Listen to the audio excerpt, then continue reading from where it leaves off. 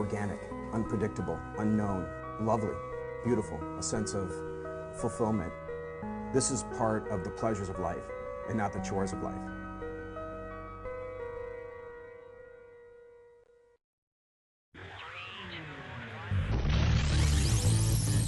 Tonight on Daily Iowan TV, see why World Food Prize winners stopped in Iowa City. And we'll explain how one small computer glitch can leave people hungry. And in sports, we have quarterback Jake Rudock, running back Mark Weisman, and head coach Kirk Ferentz. What more could you ask for? Stay tuned, Daily Iowan TV starts now. I'm Tom Brokaw. For more than 100 years now, the University of Iowa community has been waking up to the Daily Iowan. Today, it's the largest newsroom in eastern Iowa. And now you can see the news every night on Daily Iowan TV and get it anytime worldwide at dailyiowan.com.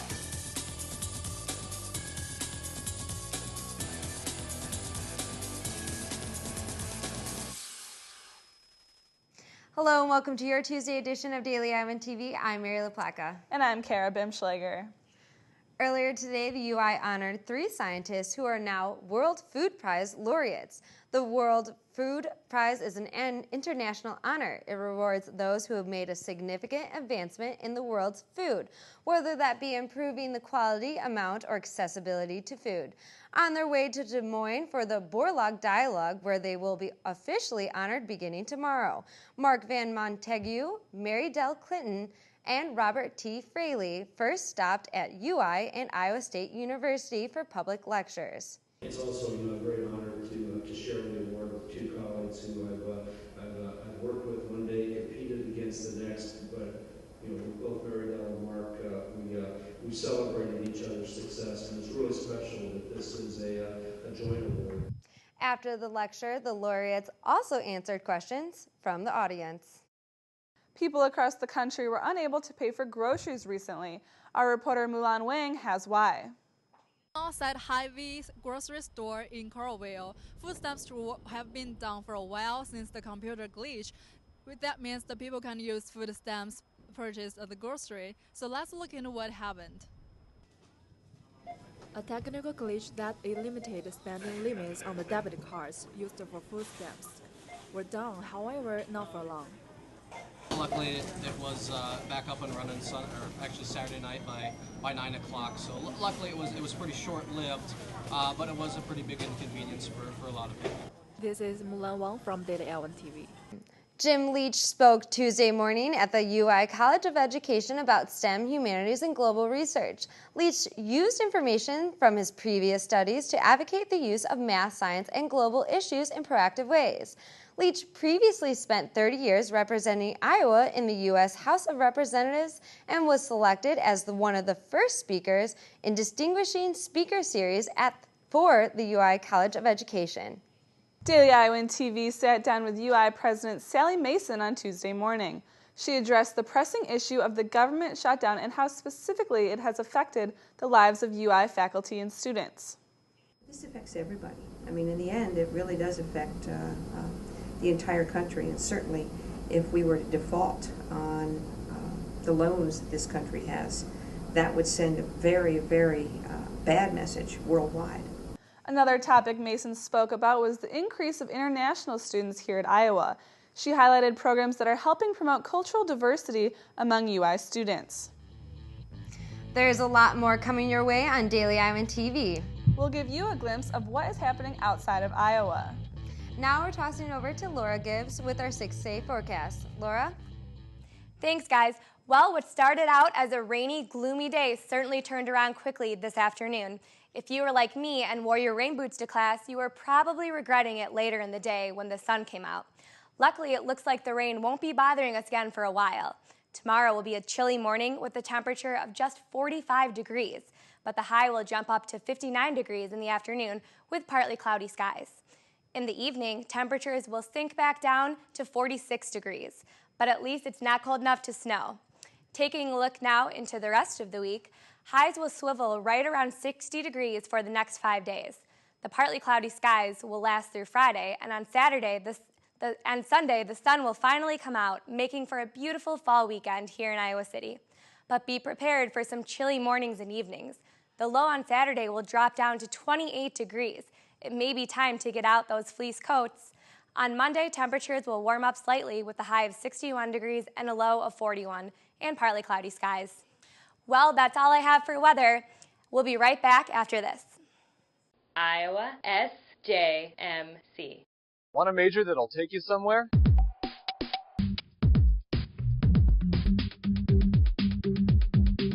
I joined and now I'm in Los Angeles, California, interning for Conan O'Brien at Warner Brothers Studios.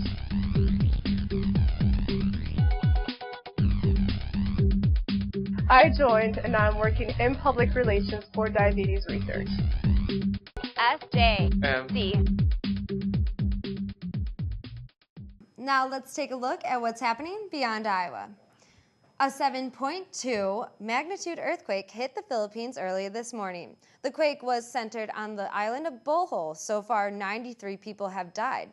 The quake also caused 2 stampedes in nearby cities. Roads and bridges were damaged in the quake, making it difficult for rescuers to reach victims. Many areas are without power.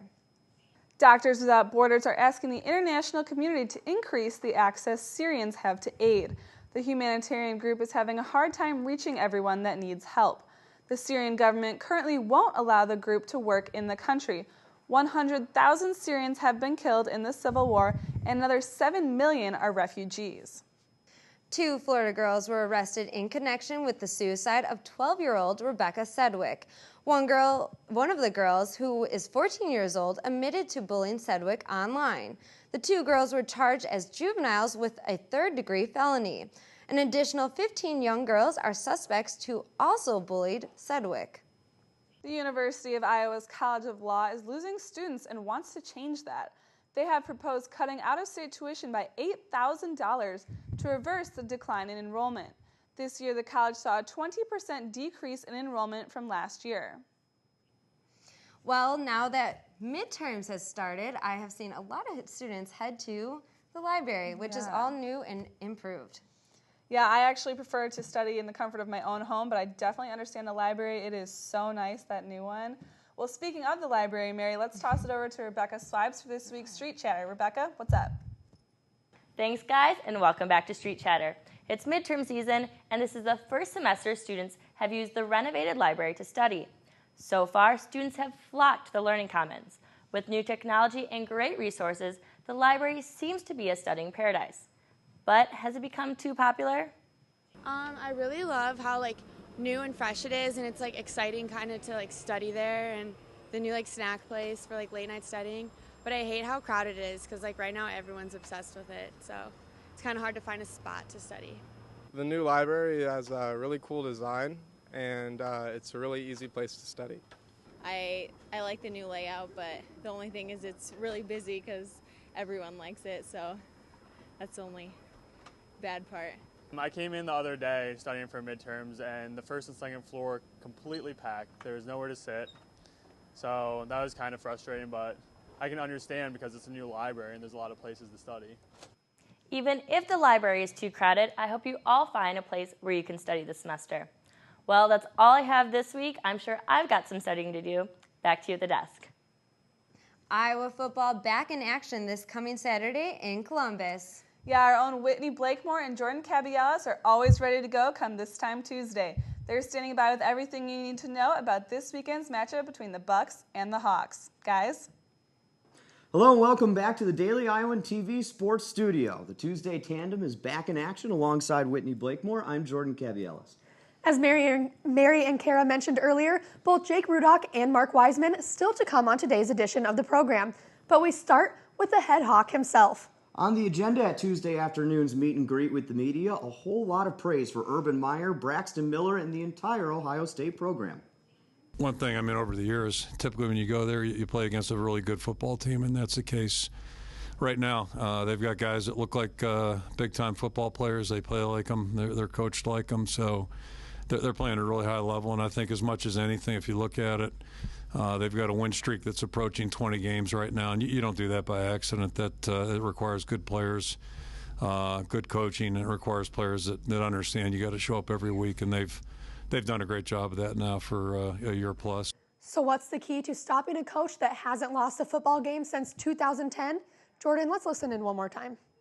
It is a matter of first down success offensively and defensively can really contribute to third down, but it's like anything. I mean, you're going to have a percentage of times when you just have to find a way to make a stop, and you make it. And but it's typically a team thing. It's like anything. Usually, that's good that happens. You know, it's usually team related. Sometimes individuals have to jump up and make a big play. But it's, you know, we're certainly doing a little bit better. You know, we're just a better defensive team than we were a year ago. And I'd say the same thing about our offense. But you know, it's just everybody kind of working together, just having a little better concept of what has to be done. Obviously, if the Hawks are to have any chance of taking down the cream of the crop in the Big Ten Conference, both Jake Rudock and Mark Weisman are going to have to help the black and gold control the tempo. Our own player insiders Alyssa Bergamini and Chelsea Brown caught up with both Weisman and Rudock. And we'll start with a sophomore signal caller. Hey guys, Chelsea Brown standing alongside quarterback Jake Rudock and kind of comparing Ohio State's quarterback Braxton Miller. He has over 2,000 rushing yards, but you guys are kind of a little different. How do you guys compare? It's hard to say how we compare because, you know, I focus mostly on the defense, but, I mean, I've seen him run, and he can run the ball well. He can also throw well, so, I mean, he's a big body, and you've seen that, and, I mean, there's a reason he has 2,000 rushing yards. And against Michigan State, you guys couldn't establish a run. You guys had a hard time. Have you guys worked on that a lot during the bye week? Definitely. Just working on assignments, trying to get better, going back to the fundamentals is the biggest thing, and not focusing too much on, hey, we got shut down, but focusing on, hey, what can we do to get better? And that's one of the biggest things Coach Francis stressed. And I know this is a big game, your first time playing Ohio State, going to Ohio State. How exactly are you feeling? I'm excited. Not yet ready to play him yet because we need another week of practice, but it should be exciting with all the fans yelling at you, saying some colorful words that not everybody likes. But, you know, we'll be excited and we'll be ready to go. All right, thank you very much, and back to you guys at the desk. And now, as promised, the running back / workhorse / slobber knocker, Mark Weisman, and our own Alyssa Bergamini. Alyssa? Hey guys, Alyssa Bergamini, joined by Mark Weisman. Mark, big game this weekend against fourth in the country, Ohio State. What are your biggest concerns going into this game? Yeah, tough team, tough environment out there, but we just have to worry about us and plan on executing out there and see where that takes us. The Buckeyes currently have the top scoring offense. How will you stop them in their running game? No, we have a great defense. They have a great offense. It's going to be a very good battle out there. We'll see who does better. Week 7 going into the season. What do you make of it so far? Yeah, it's been good so far. We've improved each week, but we need to continue to improve to be a good team. And Columbus, Ohio, kind of far from Iowa City. What do you do on the road to occupy your time? Yeah, you know, just hang out with your teammates, focus on the game, watch a little film, and then see where that takes you. All right, thanks, Mark. Good luck this weekend. Well, unfortunately, that is all the time we have on today's show, but be sure to stay tuned throughout the rest of the week as we ramp up our coverage ahead of this week's live pregame show on Thursday. For Whitney Blakemore, I'm Jordan Cabielas. Mary, Kara, back to you at the desk right after this.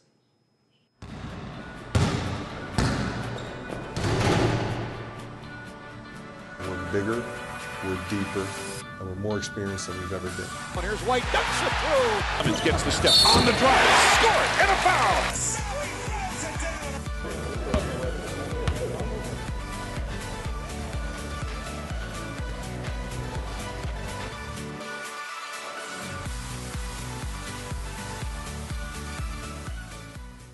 Thanks, Jordan. And only with Daily Iowan TV can you get a first look into what you'll see in Wednesday's pages of the Daily Iowan. See 2 new profiles on the Coralville City Council candidates. And read the Spotlight section on the Ombuds person group and their quest to help students and faculty. That's tonight's edition of Daily Iowan TV. Be sure to watch us tomorrow or anytime online at dailyiowan.com. Thanks for watching and have a great night.